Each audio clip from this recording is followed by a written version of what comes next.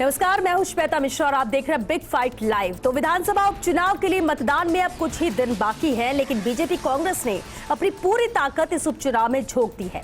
यही कारण है कि एक और जहां बीजेपी के लिए प्रदेश प्रभारी अरुण सिंह सभाएं कर रहे हैं, तो वहीं खुद मुख्यमंत्री अशोक गहलोत ने आज ताबड़तोड़ 4 सभाएं कर कांग्रेस प्रत्याशियों के लिए वोट मांगे। गहलोत ने सभाओं के दौरान जहां दिवंगत नेताओं को याद किया, तो वो बीजेपी नेताओं पर जमकर निशाना साधा। गहलोत ने कांग्रेस सरकार की ओर से किए गए काम के दम पर जीत का दावा किया। खैर, ये तो बात जनसभाओं की हुई जो हर चुनाव में होती है, लेकिन इस चुनाव में खास है जातिगत गणित। ऐसे में देखना होगा कि प्रत्याशी जातिगत गणित को बिठाकर क्या चुनावी नैया को पार लगा पाएंगे या फिर इमोशनल कार्ड से ही जीत का ताज मिल जाएगा। कौन अपनों की तरह साथ देगा और कौन सा अपना पराई की तरह सेंधमारी करवाएगा।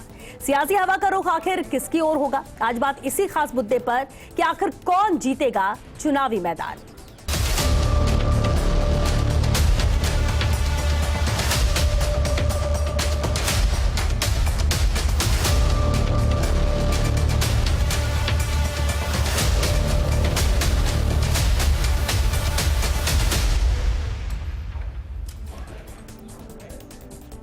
और चलिए इस खास मुद्दे पर चर्चा के लिए हमारे साथ बेहद खास मेहमान भी जुड़ चुके हैं। उनसे रूबरू करा दे आपको। हमारे साथ बीजेपी विधायक अनीता भदेल जी हैं, कांग्रेस नेता ज्योति खंडेलवाल जी हमारे साथ हैं, ब्यूरो चीफ योगेश शर्मा हैं, दरियावत से संवाददाता ऐश्वर्य प्रधान हमारे साथ है, तो वहीं वल्लभ नगर से संवाददाता रवि शर्मा भी हमारे साथ जुड़ चुके हैं। बहुत स्वागत है आप सभी का बिग फाइट लाइव में। इससे पहले कि हम चर्चा की शुरुआत करें, क्योंकि मुख्यमंत्री अशोक गहलोत आज अहम दौरे पर थे, अहम सभाओं को उन्होंने संबोधित किया है, तो सबसे पहले फीडबैक जरूर लेंगे। ऐश्वर्य, आपका रुख करना चाहेंगे सबसे पहले।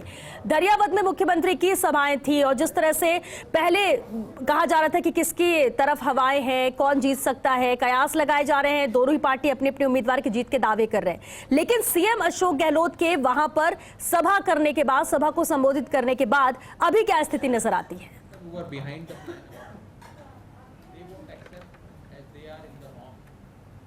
There is an area near the airport where trucks were used for mining past. Gehlot को यहाँ आना था, सभाएं थी, सभाओं में संबोधित करना था। स्वाभाविक बात है, कोई भी पार्टी का लीडर आता है तो उनकी पार्टी के कार्यकर्ताओं में उत्साह होता है, ज्यादा से ज्यादा जनता को लेकर आया जाए, स्वाभाविक सी बात है। लेकिन इससे परे सुबह सुबह खबर मिली कि मुख्यमंत्री अशोक गहलोत जो हैं वो गौतमलाल मीणा के आवास पर जाएंगे, जो कि अब इस दुनिया में नहीं है, और उनके पुत्र जो कन्हैयालाल मीणा है, उनकी धर्मपत्नी है, उनसे मिलेंगे, ढांढस बंधाएंगे, संवेदना व्यक्त करेंगे। साधारण सी बात थी, सभी लोग वहां पर मौजूद थे, हम भी वहां पहुंचे, हमने वहां पर जाकर भी देखा। एक सामान्य सा घर था, उस घर में उनके परिजनों के पास सूचना थी कि मुख्यमंत्री अशोक गहलोत यहां पर आ रहे हैं।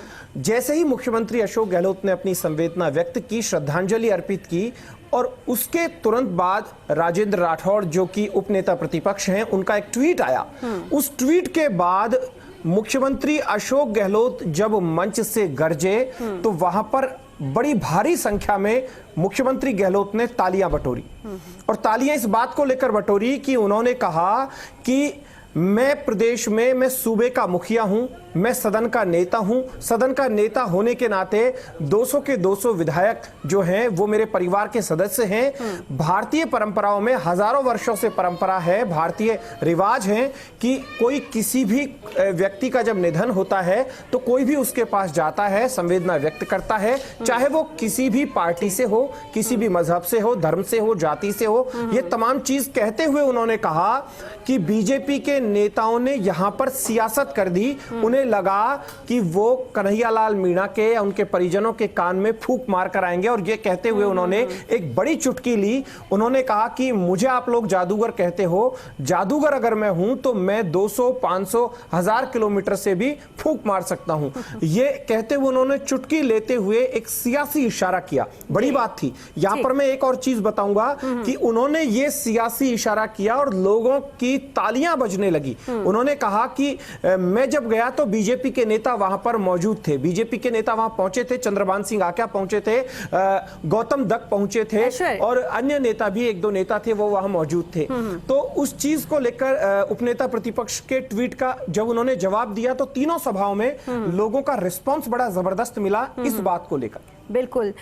फर्क पड़ेगा और बहुत बड़ा असर भी है, जिस तरह से आपने ये पूरा जिक्र भी किया कि किस तरह से घटनाक्रम हुआ था। रवि भी हमारे साथ है। रवि, वल्लभनगर की बात करें, सीएम की सभाएं, सीएम का दौरा वैसे ही बहुत अहम हो जाता है। उपचुनाव में 4-4 सभाएं एक दिन में करना, वल्लभनगर की स्थितियां अभी क्या कहती है उपचुनाव के मद्देनजर? कितना इम्पैक्ट पड़ा है सीएम के वहां पहुंचने का? बिल्कुल देखिए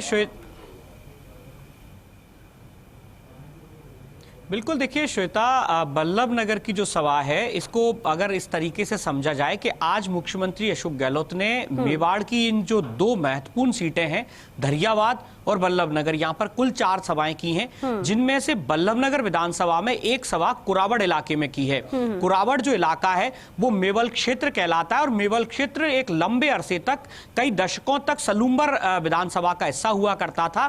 करीब 60 से 65 हजार का वोट बैंक है और ये पिछले कुछ वर्षों पहले परिसीमन के तहत 2018 के बाद में वल्लभनगर विधानसभा का पार्ट हो गया। तो ऐसे में इस क्षेत्र को साधना और इस क्षेत्र की जो 60 से 65 हजार की जो मतदाता है उसको रिझाना एक बड़ा कॉन्सेप्ट था पार्टी का, कांग्रेस का। और दूसरी बड़ी बात ये कि अगर वल्लभनगर की सियासत के हिसाब से देखें तो पिछले 3 दशकों तक यहां पर कांग्रेस की परंपरागत सीट रही है। लंबे अरसे तक गुलाब सिंह शक्तावत जो कि पूर्व गृह मंत्री रहे, जिनका जिक्र आज मुख्यमंत्री गहलोत ने कुराबड़ की जनसभा में भी किया, उनकी शासित ये सीट रही है। तो ऐसे में कांग्रेस काफी हद तक वल्लभनगर को लेकर कंफर्ट है, किसी तरह की कोर कसर नहीं छोड़ना चाहती, इसलिए कुराबड़ और मेवल क्षेत्र को साधने की कोशिश की। साथ ही साथ कंफर्ट है और यही वजह है कि आज जो 4 सभाएं थी उनमें से सिर्फ एक सभा वल्लभगढ़ में, माफ कीजिएगा, वल्लभनगर के कुराबड़ में हुई, बाकी 3 सभाएं धरियावाद में हुई। तो कहीं ना कहीं पार्टी के जो जी श्वेता, बिल्कुल बिल्कुल रवि, बेहद अहम जानकारी। और इसीलिए यही वजह भी नजर आती कि एक तरफ धरियावाद में 3 सभाएं होना, वल्लभनगर में सिर्फ एक सभा, हालांकि कुल 4 सभाएं आज सीएम ने की। ज्योति जी, कांग्रेस अगर इस जीत को लेकर, इन दोनों सीट को लेकर माना जाए तो बहुत बार ये दावे किए जा रहे हैं कि हम दोनों सीट पर जीत रहे हैं, जबकि धरियावाद सीट पहले आपके पास नहीं थी। ऐसे में ऐसा क्यों लगता है आपको कि अब धरियावाद सीट भी वल्लभनगर की सीट के साथ साथ कांग्रेस के ही खाते में जाएगी? निश्चित रूप से श्वेता, मैं बहुत ही कॉन्फिडेंस के साथ, बहुत विश्वास और बहुत दावे के साथ कह सकती हूँ कि दोनों ही बाई इलेक्शंस जो हो रहे हैं, वल्लभनगर और धरियावाद, दोनों जगह कांग्रेस ही जीतने वाली। क्योंकि आप देखेंगे कि कांग्रेस जनता को काम के नाम पर वोट मांग रही है। वो कह रही है कि हमने आपके साथ हर क्षेत्र में हम जुड़े रहे हैं, आपके मुश्किल समय में जुड़े रहे हैं, आपके विकास की गति को हमने कम नहीं होने दिया है। जब जहां ऐसा लगा कि सरकार को जनता के साथ खड़ा होना चाहिए, कांग्रेस की सरकार जनता के साथ खड़ी थी। हर नेता, कार्यकर्ता, जो जनप्रतिनिधि है वो उनके साथ खड़ा हुआ और जनता ने ये सब कुछ महसूस किया और हर जगह संवेदनशीलता भी दिखाई है। आपने, मुझे तो आज बड़ा आश्चर्य हुआ कि अगर कोई संवेदना प्रकट करने जा रहे हैं तो उसमें भी बीजेपी सियासत ही ढूंढती रहती है। उन्हें लगता ही नहीं है कि कहीं संवेदनशीलता भी होती है। दूसरी तरफ अगर हम देखते हैं तो विपक्ष पूरी तरीके से गायब, कहीं कोई जनता के हित में कोई बात करता हुआ नजर नहीं आया। यहाँ तक कि कोरोना के समय जब ऑक्सीजन की कमी आई या दवाइयों की कमी महसूस की, तब भी बीजेपी का कोई भी जनप्रतिनिधि, सारे के सारे सांसद बीजेपी के थे। बीजेपी की तरफ से ये कहा जाता है कि जनता क्योंकि कांग्रेस से त्रस्त है और इसीलिए बीजेपी जीत के आएगी दोनों। देखिए, लेकिन जनता को त्रस्त, जनता इस समय किस चीज से त्रस्त है? जनता इस समय त्रस्त है महंगाई से, पेट्रोल, डीजल, एलपीजी गैस की इस बढ़ती हुई महंगाई से, मार से, और जिसके लिए पूरी तरीके से केंद्र सरकार रिस्पॉन्सिबल है। सर, रिस्पॉन्सिबल ही नहीं, बीजेपी का एक भी नेता इस चीज को लेकर के बोलता ही नहीं कि हाँ नहीं हम इसको कम करने जा रहे हैं। और इसी का जवाब अनिता बघेल जी से ले लेते हैं। अनिता जी भी हमारे साथ है। अनिता जी, आपने सुना ज्योति जी ने क्या कहा, लेकिन सबसे अहम ये कि देखिए दावे तो आप लोग कर रहे हैं कि दोनों सीट हम जीत कर आ रहे हैं। वल्लभनगर में कहा जा रहा है 3-4 नंबर पर बीजेपी रह सकती है, जिस तरह की स्थितियां वहां पर है। फिर भी क्या कॉन्फिडेंट है कि दोनों सीटें जीतेंगी, और जीतेंगी तो क्यों? क्या ऐसा प्लस है जो बीजेपी के साथ जनता जाएगी? श्वेता जी जी, जनता कांग्रेस की सरकार से त्रस्त है, ये जन जानता है। मैंने ज्योति जी को अभी सुना अच्छे से, है ना, पेट्रोल डीजल के बारे में बात कर रही हैं। तो मुझे ये पूछना है कि पेट्रोल डीजल पर जो वैट राज्य सरकार ने जो इतना बढ़ा करके लगा रखा है, क्या महंगाई कम करने के लिए राज्य सरकार कदम नहीं उठा सकती? क्या गुजरात में कम है, जो आप बोलना चाहते हो, रसोई गैस के लिए भी बता दीजिए। फिर राजस्थान में क्यों? राजस्थान में क्यों ज्यादा है? रसोई गैस का भी कोई बहाना तो बताइए। मैं आ रही हूँ ना। हाँ बिल्कुल, रसोई गैस के लिए भी बहाना बताइए, क्योंकि आपके बहाने सुनने से हमारे लिए फायदा होता है। आपको सुना, मेरे को सुनेंगे आप? मुझे सुनेंगे क्या आप? बिल्कुल अनिता जी, बात पूरी कीजिए। सुनेंगे क्या? बात पूरी कीजिए। मुझे सुनेंगे क्या आप? मैंने आपको सुना ना ध्यान से। ये कांग्रेस में संवेदनता नहीं है, है ना? आपने बिजली के दाम इतने बढ़ा दिए, स्थायी शुल्क और पता नहीं कौन कौन सा चार्ज लगा दिया। बिजली के तारों में करंट नहीं आ रहा है, बल्कि बिजली के बिलों में करंट आ रहा है। जनता 50-50 हजार का बिल लेकर के लोग कहाँ क्या इसका फायदा अनिता जी? चुनाव में इस 2 सीटों की हम बात कर रहे हैं, अनिता जी, क्या इसका फायदा बीजेपी को मिलेगा? है ना? बिल्कुल बिल्कुल, इसका फायदा क्यों नहीं मिलेगा बीजेपी को? जब जनता त्रस्त है, परेशान है कांग्रेस सरकार से, और तो और कोविड में आपने चिरंजीवी योजना लागू करी। उस चिरंजीवी योजना के लाभ कितने लोगों को मिल रहा है? एक को भी लाभ नहीं मिला है। और जितने पैसे मुख्यमंत्री जी ने वसूले हैं, 850 रुपए पर हेड, जितने पैसे वसूल लिए हैं, कुसुम योजना के 5-5 लाख रुपए किसानों से वसूल लिए कि हम कुसुम योजना में आपको जो है बंजर भूमि पर आप सोलर प्लांट लगा के दे देंगे, लेकिन वो बिजली के प्लांट अभी तक लगे नहीं है और उसका मुनाफा कमा रही है कांग्रेस की सरकार। 2 साल से अनिता जी, ये आप यही मुद्दे मान रही है, आपका मानना यही है कि यही चीजें हैं जिनसे जनता त्रस्त है और इसलिए बीजेपी के साथ जाएगी। योगेश जी का रुख करना चाहिए। योगेश जी, आपने सभी को सुना, मौजूदा स्थिति दरियावद और वल्लभनगर में क्या है, हमारे सहयोगियों ने बताया। ज्योति जी और अनिता जी को भी आपने सुना, जीत को लेकर आश्वस्त है। लेकिन क्या वाकई में इस चुनाव में, एक तो ये भी समझना चाहेंगे पिछले उपचुनाव से ये उपचुनाव अलग कैसे है, कैसे अलग है, और दूसरी अहम बात ये कि जिन मुद्दों की बात की जा रही है, क्या वाकई में उन्हीं मुद्दों के आधार पर होगा? क्योंकि एक सबसे अहम जातिगत गणित है जिसे नकारा नहीं जा सकता। श्वेता, ऐश्वर्या और रवि ने काफ़ी बारीकी से कई बातें की आज, और सबसे बड़ी बात जो यहाँ पर है, दरियावद और सटे हुए इलाके हैं दोनों। बिल्कुल दोनों की विधानसभा सटी हुई है। वल्लभनगर का एरिया बड़ा है, सटा हुआ है दरियावद से। दरियावद और वल्लभनगर दोनों जगह आदिवासी vote bank, tribal vote bank की फैक्टर है। क्यों आज मुख्यमंत्री गए और दरियावद पर क्यों फोकस किया? इसका सबसे बड़ा कारण है कि दरियावद अभी बीजेपी के पास थी सीट, और मुख्यमंत्री चाहते हैं कि फिगर कांग्रेस का विधानसभा में बढ़े और दरियावद और वल्लभनगर दोनों सीटें कांग्रेस के खाते में जाए। और जैसा अभी हुआ कि गौतम लाल मीणा के घर गए, ये अशोक गहलोत की आज की शैली नहीं है, पुरानी शैली है। सरदारपुरा से जब चुनाव लड़ते लड़ते एक बार वो कैलाश भंसाली के ऑफिस पहुंच गए थे, जो उनके सामने उम्मीदवार थे बीजेपी से। तो ये अशोक गहलोत का अपना स्टाइल है, और वहाँ जाके उन्होंने चाय भी पी। कैलाश भंसाली खुद नहीं थे, लेकिन वहाँ अशोक गहलोत बैठे उनके चुनाव कार्यालय पे। कभी ऐसा आपने सुना नहीं होगा कि कोई कैंडिडेट दूसरे कैंडिडेट के चुनाव कार्यालय पे ऐसे चल जाता है, उसके घर चल जाता है। लेकिन अशोक गहलोत सरदारपुरा, जोधपुर में ऐसा भी करते हैं। तो गौतम लाल मीणा के घर गए, वो सहानुभूति और ढांढस बधाने का था, उसको सियासत से नहीं जोड़ना चाहिए था। ये अलग बात है कि चुनाव का मौसम है। दरियावद की 3 विधानसभा 3 जगहों पर जो उन्होंने सभाएं की हैं, उसमें आपने नोटिस किया होगा, सबसे बड़ी बात, 2 आदिवासी नेता उस पूरे बेल्ट के, बांसवाड़ा, डूंगरपुर या वागड़ या प्रतापगढ़ के, महेंद्रजीत मालवीय और रघुवीर मीणा, दोनों सीएम के इर्द गिर्द बैठे थे। तो अंदाजा लगाया जा सकता है कि किस तरह जो तकरीबन 1.5 लाख से ज़्यादा का वोट है दरियावद में ट्राइबल का, वो ट्राइबल का वोट कांग्रेस पार्टी को मिले। उम्मीदवार भी ट्राइबल से हैं, और दरियावद क्योंकि सीधा मुकाबला कांग्रेस और भारतीय जनता पार्टी में है। बीटीपी अपनी कले से जूझ रही है, इसलिए सीधा मुकाबला कांग्रेस और भारतीय जनता पार्टी के बीच में है। और यहाँ पर इसलिए कांग्रेस को ज़्यादा मशक्कत करनी पड़ रही है क्योंकि आरएसएस समर्थित उम्मीदवार है। तो आरएसएस समर्थित उम्मीदवार है, इसलिए आरएसएस का पूरी जो टोली है वहाँ पर लगी हुई है।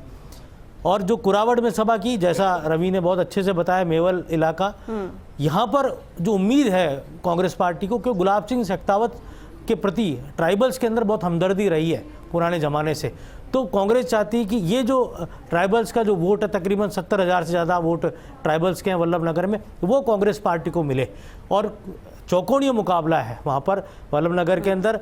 तो उदय लाल डांगी कितना नुकसान वहाँ बीजेपी को करते हैं, कितना नुकसान भिंडर को करते हैं, कितना नुकसान कांग्रेस पार्टी को करते हैं, ये देखना होगा। और 3 राजपूत वहाँ चुनावी मैदान में है, प्रीति शेखावत है, रणधीर सिंह भिंडर है। और ऐसे में एक बात और योगेश जी, जो वहां से सुनने को मिल रही थी कि राजपूत जो है वो प्रीति शेखावत से नाराजगी व्यक्त कर रहे हैं या उनके साथ नहीं जा सकते, ऐसे में वोट बढ़ सकता है, ऐसे में मुश्किल हो सकती है कांग्रेस को वल्लभनगर। क्या ये सच्चाई है? आपको बताऊं, राजपूत वोट इंटैक्ट रहेगा वहां पर, राजपूत वर्ग को अगर लगता है कि उनका तीनों में से जो उम्मीदवार जीतने योग्य रहेगा, राजपूत इंटैक्ट होकर उसके साथ जाएगा। जो आप जातीय गणित के अब तक की बात कर रहे थे, उसमें राजपूत वोट लास्ट में डिसीजन लेगा कि हमको पूरा वोट किसके साथ जाना है। तो ये ताकत अभी तीनों पार्टियों के राजपूत लीडर्स ने लगा रखी है। उदय लाल डांगी की कोशिश ये है, हनुमान बेनीवाल की कोशिश है कि ओबीसी वोट को एक जाजम पर लाकर और वहां पर नुकसान पहुंचाया जाए। तो ओबीसी वोट, क्योंकि रणधीर सिंह बिंडर का इस वोट बैंक पे बड़ा आधार रहा है, तो रणधीर सिंह बिंडर को अब ज्यादा मशक्कत करनी पड़ रही है, ज्यादा उनको मेहनत करनी पड़ रही है, क्योंकि इस तरह का मुकाबला उन्होंने भी पहले फेस नहीं किया। लेकिन ये नुकसान क्या बीजेपी को ज्यादा पहुंचा सकते हैं, या फिर न्यूट्रल ही है कि सबके लिए अगर कटेंगे वोट तो? आंतरिक द्वंद्व से जूझ रही है जी, और जैसा गुलाब चंद कटारिया के बयानों से पहले भी झलका था। अब क्योंकि नया उम्मीदवार है, नए उम्मीदवार के प्लस माइनस दोनों फैक्टर होते हैं। अभी तक का जो हम बात कर रहे हैं कि वो जो टॉप 4 कैंडिडेट्स के अंदर किस पोजीशन पे बीजेपी रहेगी, ये अनुमान लगाना अपने आप में बहुत चुनौतीपूर्ण है। लेकिन ये जरूर है कि नए उम्मीदवार के लिए बहुत मुश्किलें हैं। अरुण सिंह ने बहुत कोशिश की है वहां जाकर। जी योगेश जी, बिल्कुल। अनीता बघेल जी, देखिए एक तरफ तो आप मुद्दों की बात कर रहे हैं, ठीक है, लेकिन मुद्दों से भी ज्यादा अगर राजस्थान में जब चुनाव होते हैं तो जातीय समीकरण बेहद अहमियत रखते हैं। क्या गणित बैठेगा, कैसे उसे बैलेंस करने की भी कोशिश हर पार्टी की तरफ से करती है। इस आधार पर आपको नहीं लगता कि बीजेपी को कुछ नुकसान हो सकता है?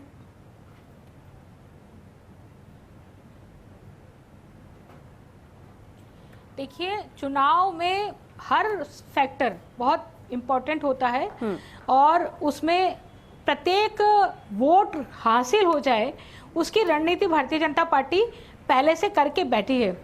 हमारे यहाँ परंपरा है, हमारे यहाँ बूथ की व्यवस्था है, हमारे यहाँ पन्ना प्रमुख की व्यवस्था है और उस संगठन के बल पर प्रत्येक वर्ग के मतदाता तक पहुंचने की भारतीय जनता पार्टी ने कोशिश की है, कन्विंस किया है उसको और निश्चित रूप से उसका परिणाम आने वाले चुनाव में देखने को मिलेगा। लेकिन जिस तरह से कांग्रेस ने अपनी सरकारी मशीनरी का उपयोग किया है, जिस तरह से प्रशासनिक मशीनरी का उपयोग किया है, निश्चित रूप से यह प्रभाव डालेगा ही डालेगा। लेकिन इसके बावजूद भी भारतीय जनता पार्टी पूरे चाक चौबंद तरीके से हर एंगल से, हर दृष्टि से अपनी जाजम बिछाए हुए है और निश्चित रूप से भारतीय जनता पार्टी वहां से जीतने वाली है। ठीक है, ज्योति जी आप मुस्कुरा रही थी उनके जवाब को सुनकर कि कांग्रेस ने हमेशा ये बात बार बार आती है कि दुरुपयोग कर रही है सरकारी तंत्र का, इस्तेमाल बेजा किया जाता है। जब हार सामने दिखती है तो बहाने पहले से सोचने पड़ते हैं और वही काम किया जा रहा है।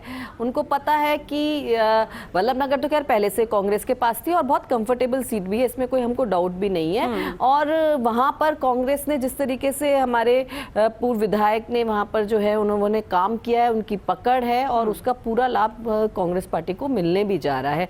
बहुत सारी बातें, सही बात है कि चुनाव में बहुत सारे फैक्टर्स काम करते हैं। कांग्रेस सरकार का किया हुआ काम भी कर रहा है, वहां के जो लोकल जो हमारे जो विधायक रहे हैं उनकी जनता पे जो पकड़ है, उन्होंने जनता के हित में जो लगातार काम किए उसको लेकर के जनता में जो इमोशनल एक रहती है भावना कि हाँ हमें उन्हें जिताना है, वो भी एक फैक्टर है जो हमारे पक्ष में जा रहा है। तो निश्चित रूप से हम सीट जीत रहे हैं। बीजेपी अभी से ये बोलने लगी है कि प्रशासनिक तंत्र का दुरुपयोग कर रहे हैं, हम ये कर रहे हैं, हम तो वैसे तो बड़े स्ट्रांग है, हमारे कार्यकर्ता बड़ा काम कर रहे हैं, लेकिन ये दुरुपयोग कर रहे हैं इसलिए, तो इसका मतलब वो सीधे तौर पर हार पहले से स्वीकार कर चुके हैं। और जिस तरीके से हम यूं कहें राजेंद्र राठौर जी ने जो ट्वीट किया कि वो जब मिलने गए और वीडियो था जो वायरल हुआ था, बीजेपी प्रदेश अध्यक्ष कैंडिडेट का नाम ही भूल गए थे, कन्हैया लाल को वो कैंडिडेट बोल रहे थे, उन्हें शुभकामनाएं दे रहे थे, जीत को लेकर उनकी बात कर रहे थे। ऐसे में भी सवाल उठ रहे थे कि प्रदेश अध्यक्ष को कैंडिडेट का नाम याद नहीं है।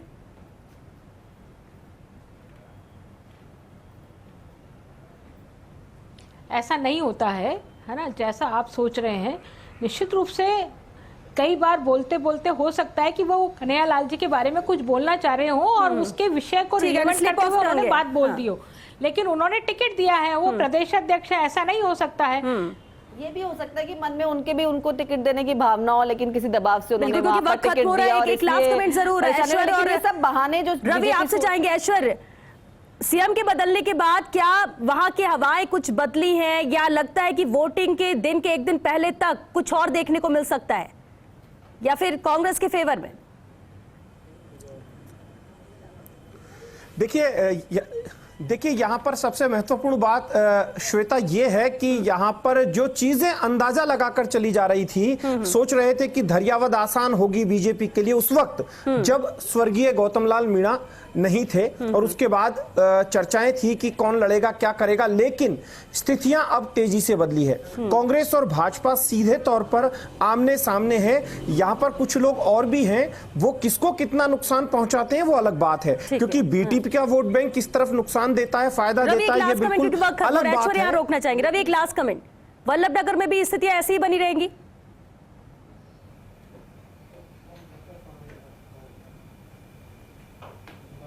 बिल्कुल, देखिए श्वेता, इस बात में कोई शक नहीं होना चाहिए कि वल्लभ नगर में पिछले एक दशक से भी ज्यादा समय से लगातार त्रिकोणीय मुकाबला होता आया। इस बार चूंकि त्रिकोणीय मुकाबले से एक और कैंडिडेट निकल के आया जिसका टिकट कट गया था बीजेपी से, तो ऐसे में चतुष्कोणीय मुकाबला हो गया है। और ये जो हमारे वरिष्ठ सहयोगी योगेश जी लगातार कह रहे हैं कि इस बार वल्लभ नगर, चूंकि हर बार हालांकि हॉट सीट होती है, लेकिन इस बार वहां पर कोई प्रेडिक्शन कर पाना बेहद मुश्किल है। राजनीतिक पंडित जो हैं वो भी इस बाबत बिल्कुल इसलिए कह सकते हैं कि 3 दिन का और इंतजार करते जब 30 तारीख को वोट कास्ट किए जाएंगे। बहुत शुक्रिया आप सभी का इस चर्चा में शामिल होने के लिए। तो देखिए, किसके सर पर जीत का ताज सजेगा इसके लिए इंतजार करना जरूरी है, लेकिन आज सीएम के दौरे के बाद, सीएम के सभाओं के बाद भी रुख जरूर बदला है। जिस तरह से आमजन का वहां पर सहयोग मिल रहा था, और ऐसे में माना जा रहा है कि धैर्यवत में पहले से स्थिति में अब में फर्क आया है। वल्लभ नगर हालांकि पहली कांग्रेस मानकर चल रही है, लेकिन यहाँ की जनता सबको सुन रही है, सबको देख रही है। अब क्या अहमियत इनके लिए रखता है और क्या सोचकर ये वोट कास्ट करते हैं किसके पक्ष में, 30 तारीख को वोटिंग के बाद, 2 तारीख को परिणाम आने के बाद भी तस्वीर साफ होगी। चलिए इसी के साथ बिग फाइट पे आज के लिए बस इतना ही। नमस्कार।